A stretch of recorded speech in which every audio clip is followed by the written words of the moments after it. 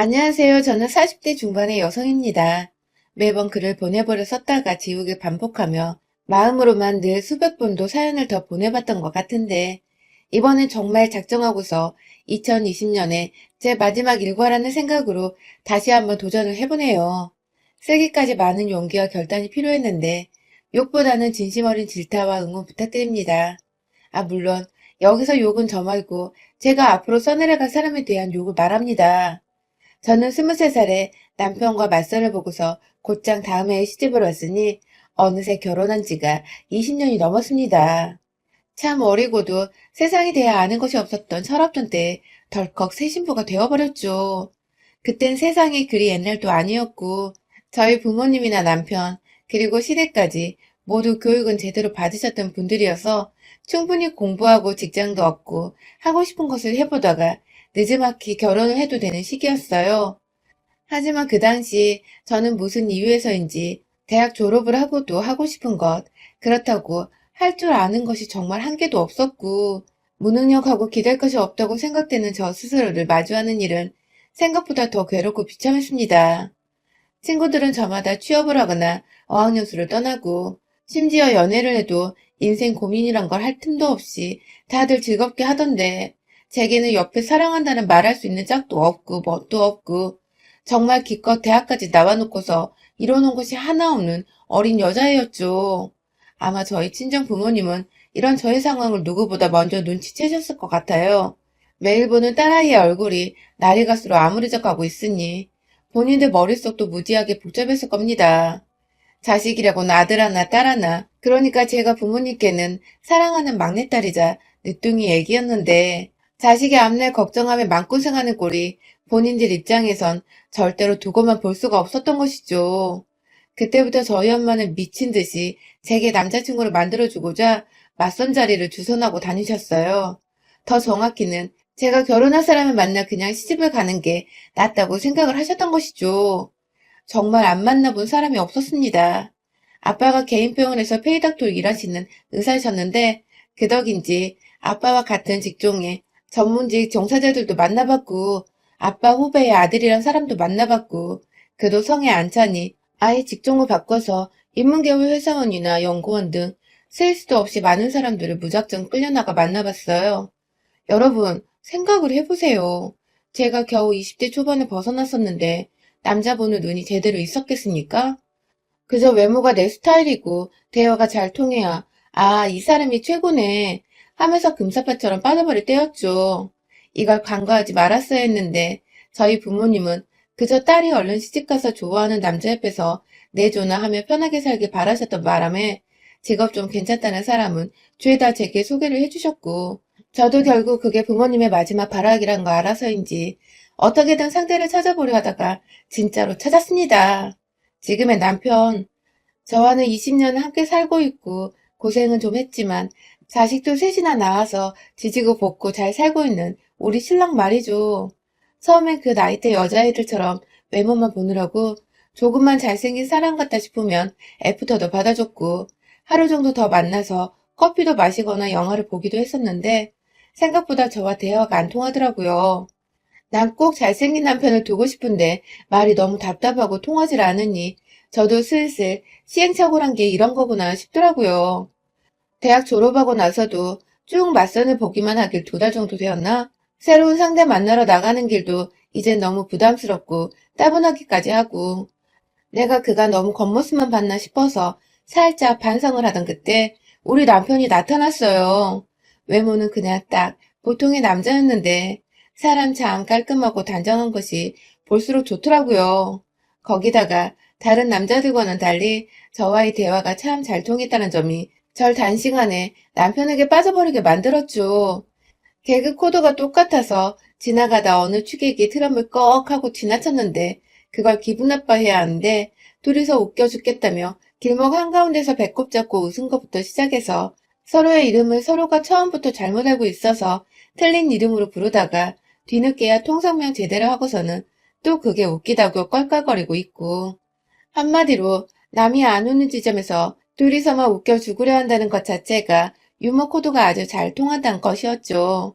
그렇게 남편과는 처음부터 결혼을 전제로 한 맞선이었기에 연인이 되기로 한 후 곧장 결혼 준비에 돌입했고 그때부터 사귄 지 한 달도 되지 않았는데 서로의 부모님께 인사도 드리고 양가 부모님을 모셔놓고 상견례까지 치러버렸습니다.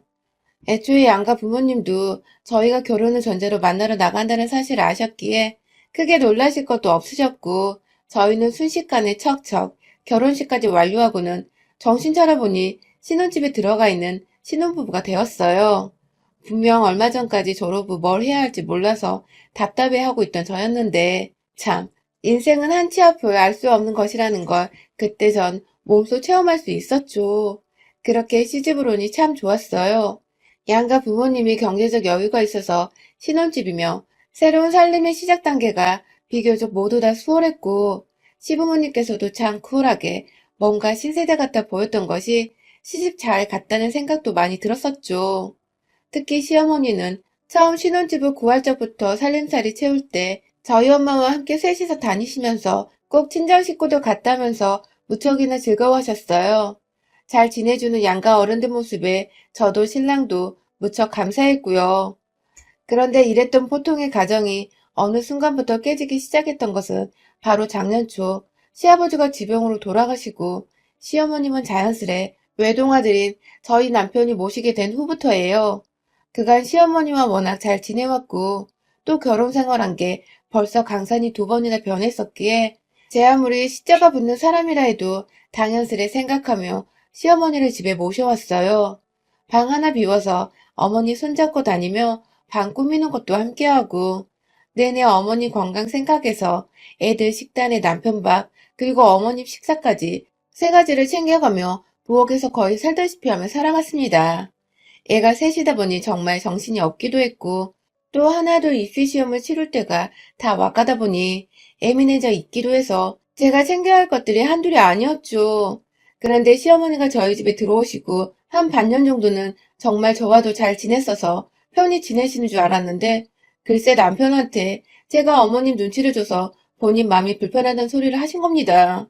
전혀 상상도 못한 일이었고 남편을 통해 그 얘기를 듣고는 완전히 뒤통수를 맞은 기분이었죠. 어찌저찌 그날 바로 남편을 대동해 시어머니와 함께 대화를 나누며 오해를 풀긴 했습니다. 저는 평소대로 어머님을 대해드렸고 신경 정말 많이 쓰며 보살펴드리고 있다는 생각했는데 그런 생각을 하고 계신 줄은 몰랐다고 했고 어머님은 제가 곧장 이런 말을 하니 본인도 민망하셨는지 그냥 했던 소리라며 오히려 남편한테 왜 이상하게 말은 전했냐고 애써 나무라셨죠. 뭔가 이상하긴 했어요. 전혀 눈치 보실 성격이 아니신데 눈치 보인다는 소리를 하신 것 자체가 좀 꺼림칙했지만 처음 며느리와 함께 지내시느라 불편한 점들은 있을 수도 있겠다 싶어 더 신경 써드리려고 마음을 먹었어요. 하지만 이 일은 시작에 불과했죠.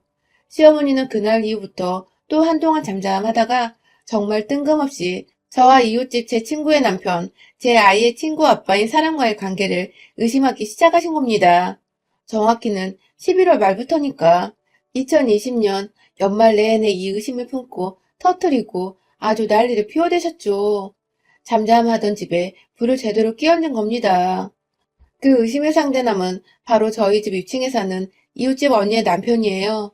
저희 둘째 아이하고 같은 반을 여러 번 해서 알게 된 사이이고 그 집 언니가 저랑 2살 차이라 몇 없는 또래라며 거의 10년을 함께 돌도 없는 동네 절친으로 지내고 있고요. 남편들끼리는 애들 데리고 자주 운동하러 나가줘서 가족끼리는 다 같이 친하게 지내고 있는데 어느 순간 시어머니가 자기 방에서 자꾸 소음이 들린다며 밤마다 잠을 못 잔다고 따져야겠다며 혼자 팔을 걷어붙이고 위층으로 올라가려 하시더라고요. 딱 봐도 싸움을 일으킬 것만 같은 그 태도에 저는 급 당황을 하며 시어머니를 막아섰죠. 그간 잘 지내고 있었던 이웃 사촌이 있고 한 번도 소음이란 걸 들어본 적이 없는 집인데 갑자기 잠도 못 잘 정도로 들린다고 하시니 분명 오해가 있을 수 있다는 생각을 한 것입니다. 그래서 싸움부터 일으켜 서로 얼굴 붉히기 전 제가 조심히 먼저 말을 꺼내보기로 한 것이죠. 시어머니를 대신해 위층으로 올라가며 도대체 어떻게 말을 해야 할까 무지하게 고민을 했어요. 겨우 문을 두드리니 집에서 언니 말고 언니 남편, 제가 늘 편하게 오빠라고 부르는데 오빠가 문을 대신 열어주더라고요. 저도 그 시간에 보니 반가워서 오, 오빠! 하면서 자연스레 집 안으로 들어갔습니다. 안에서 언니가 들어와! 하면서 제 목소리를 알아채고 불러줬거든요. 들어가서는 최대한 기분 안 나쁘게 시어머니 얘기를 하다가 소음 얘기를 꺼냈어요. 그런데 보니 시어머니 방 위층에 위치한 그 방은 아이들 공부방으로 쓰이고 있어서 밤에 소음 내는 게 불가능한 공간이더라고요. 역시나 시어머니가 무작정 오셔서 화부터 내셨더라면 오해가 쌓여 일이 더 커졌겠다 싶어서 마음의 안도감이 불어왔죠. 언니는 영문도 모르고 소음이 자기 집에서 나는지 확실하지도 않은데 뭐가 그리 미안한지 계속 미안하다고 더 조심하겠다고 사과를 했고 저도 그런 언니한테 너무 미안해서 몇 번이고 우리 시어머니가 나이가 있어서 예민하다며 불편하게 미안하다고 사과를 하다가 좋게 좋게 대화를 마무리 짓고 다시 집으로 돌아왔습니다. 그런데 그날부터 우리 시어머니는 제가 남자 있는 집에 들어가서 한동안 안 나왔다고 그 집 안에서 그 남자랑 무슨 일이 있었는지 모르겠다며 혼자서 미친 사람 마냥 제 불륜을 오해하고서는 막 혼자 모골이 화가 났는지 한참 뚱해 계시다가 결국 그 오해를 혼자 안 풀고 그대로 동네에서 사귄 자기 지인들한테 다 전달을 해버렸더라고요. 단순히 뒷담화를 넘어서 아주 노골적으로 이 소문이 퍼지도록 자기 며느리가 불륜녀가 되는 것을 아랑곳하지 않고 말을 퍼뜨리기 시작했고 결국 이 얘기를 들은 시어머니 친구분들은 또 자기 집에 가서 자기 며느리들한테 퍼뜨리고 그 며느리들은 또 여기저기 자기 아는 사람들한테 말을 전달했을 거고 결국 그 어처구니 없는 소문이 온 아파트 안에 삽시간에 퍼져버렸습니다. 또한 처음 사실과는 다르게 제가 그냥 아파트 안에 어느 유부남과 사귀는 중이라고 집에 와이프 없을 때 안으로 들어가 유부남과 불륜을 저지르는 상간 전문녀라며 조심하라는 그런 어처구니 없는 소문이 정말 집집마다로 다 퍼져버린 것이죠. 정말 순식간에 소문의 당사자, 그것도 애가 셋이나 있는데 불륜의 당사자가 되어버린 이 황당하고도 기가 막힌 상황. 더 웃긴 건 전 이 소문의 주인공이 저인 줄도 모르고 그냥 제가 싫어 죽겠는 사람들이 저한테 티 안 내고 어느 미친년이라 돌려 말하며 소문을 전달해 주는데 전 그것도 모르고 혼자 맞장구를 치면서 별 또라이년이네 라고 했답니다. 저를 향해 또라이라고 하니 당시 소문을 전달해 주던 사람들은 얼마나 제가 가소롭고 미웠겠어요. 게다가 장을 보러 가거나 가끔 운동한다고 저녁에 막내 데리고 밖을 나가면 사람들이 인사도 안 받아주고 괜히 저를 한 번씩 더 흘겨보는 것만 같고 마스크를 써서 잘 모르겠지만 사람들 눈에는 제가 완전히 찍혀버린 것만 같았던 너무 기분 나쁜 일들이 연속적으로 일어났어요. 심지어 아파트 앞 마트 사장님은 물건 계산할 때 틱틱 던져가며 바코드를 찍어주시더니 급기야 카드 주란 말도 안 하고 카드를 받아 채가서는 결제를 하고 영수증 달란 말을 하기도 전에 제 영수증을 갈기갈기 찢어버리더니 쓰레기통에 던져버리시더라고요. 제가 황당해서 멀끔멀끔 쳐다보고 있으니 급기야 다음 손님 있는 거 안 보여요? 하면서 화를 덜컥 내버렸어요. 늘 인사를 해주시고 따뜻하게 대해주시던 이웃분이었는데 정말 충격이었어요. 뭔가 단단히 잘못되었다는 생각을 하던 찰나 이 소문은 결국 위층집 언니한테도 퍼지게 되었고 언니는 남편이 바람이 났다고 하니 바로 눈이 뒤집혀서는 그리고 동시에 그 상대가 저라는 소문에 의심의 꼬리를 물고 또 물다가 결국 혼자서는 도저히 안 되겠었는지 저희 집으로 들이닥쳤습니다. 본인도 화로 가득 찬 상태에서 어떻게 제가 그럴 수 있냐고 따져 물으려던 참에 소문을 다 저에게 털어놔 주더라고요. 네가 진짜 내 남편이랑 그렇고 그런 사이냐는 질문을 당연히 처음부터 던졌고요. 언니의 눈에는 의심으로 가득 찬 제 눈물이 내내 고여 있었고 저는 도대체 어떻게 그런 소문이 난지 모르겠다며 마지막으로 언니네 집에 간 게 저번 층간소음으로 찾아간 게 전부인데 어떻게 그러냐며 더군다나 언니네 남편은 맨날 출근하니 집에 있던 날은 그날뿐이지 않냐면서 저도 이 앞뒤가 안 맞는 소문이 도대체 어쩌다 났는지 모르겠다고 너무 억울해서 방방 뛰며 눈물을 흘렸어요.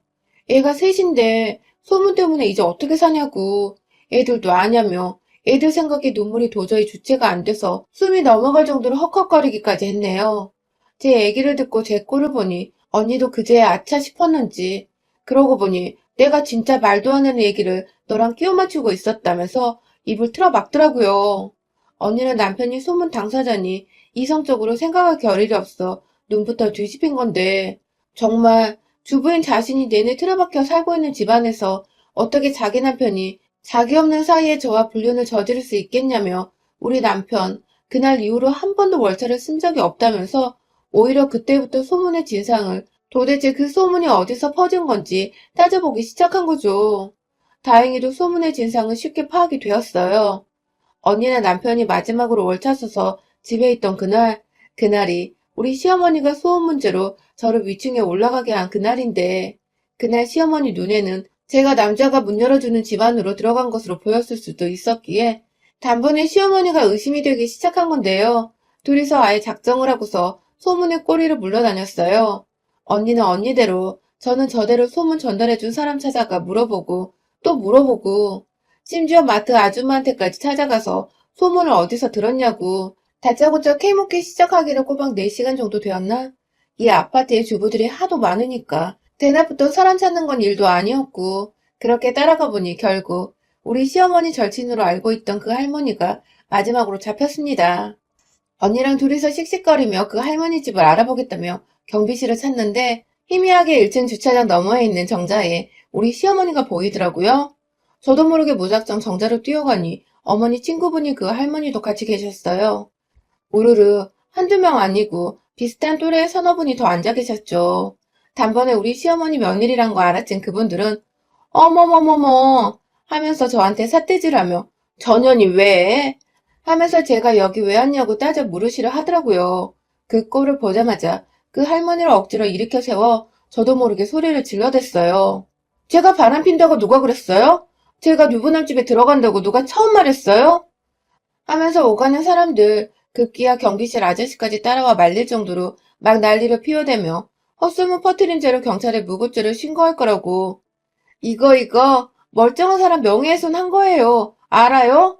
하면서 저도 잘 모르는 법을 들먹이며 경찰이고 고소고 막 험한 말들을 꺼내니 이 노인은 겁을 덜컥 먹고는 몇 번이고 우리 시어머니를 번갈아 쳐다보다 결국 지그시 손가락 하나 치켜들더니 시어머니 가리키면서 그러더라고요. 너희 집에서 나온 소문은 왜 나한테 그랴? 하면서 그 말은 다 우리 시어머니한테서 들었다며 결국 이시직고를 한 할머니.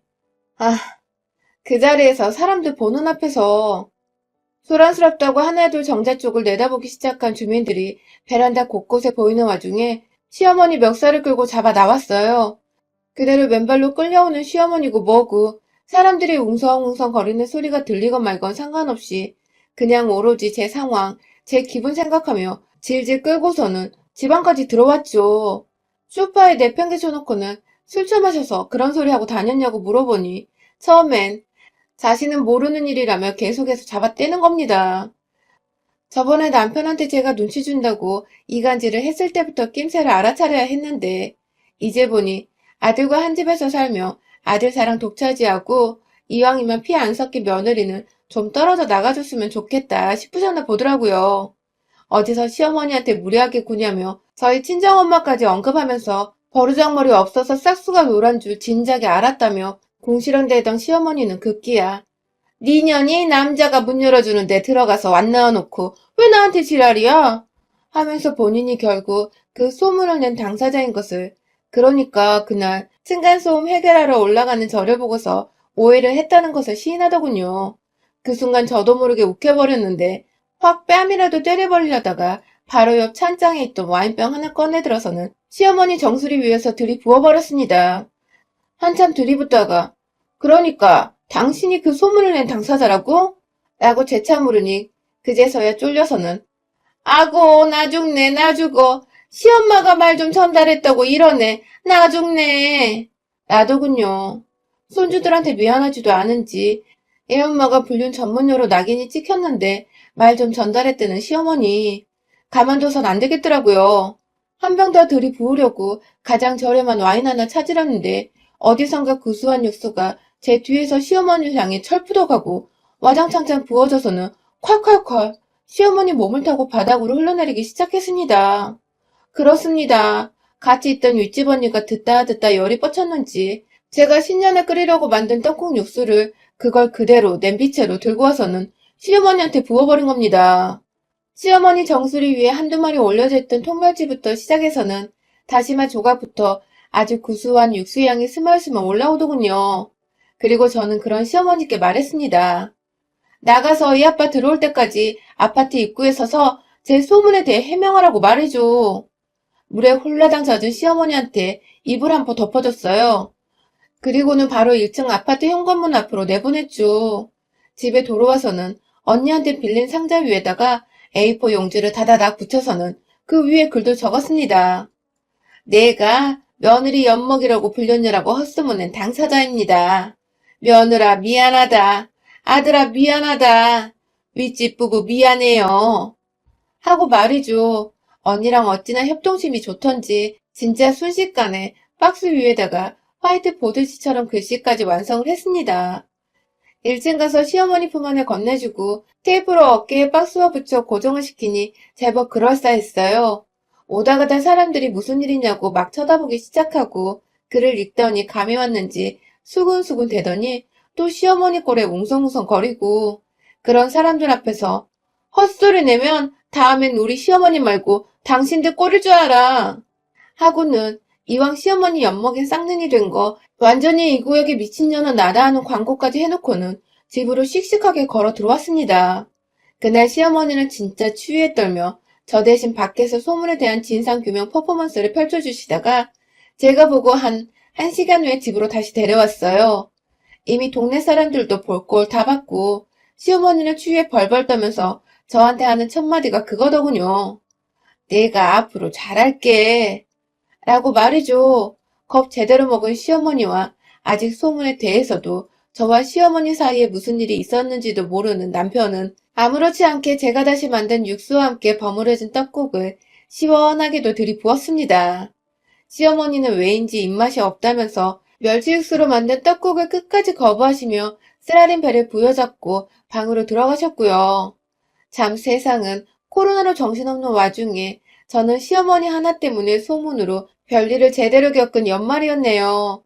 뭐 결론은 소문도 제대로 규명을 하고 시어머니 정신 똑바로 차리게 함과 동시에 동네에 한 번만 더 제 소문 이상하게 내고 다니면 다 가만 안 두겠다고 벼러주기까지 했으니 앞으로 저를 향한 욕 나오는 소문은 절대로 없을 듯 합니다. 아, 물론 저 무섭고 독하단 말들은 괜찮아요. 차라리 그러면 사람들이 무섭다고 함부로 입 밖에 오르내리지 못할 테니까요. 벌써 혀 내두르며 입 꾹 다문 동네 아줌마들이 한둘이 아니랍니다. 무섭다는 소문이 불륜 전문녀라는 소문보다는 정말 100배, 1000배 나으니까요. 여러분의 생각은 댓글로 남겨주세요. 오늘도 시청해주셔서 정말 감사합니다.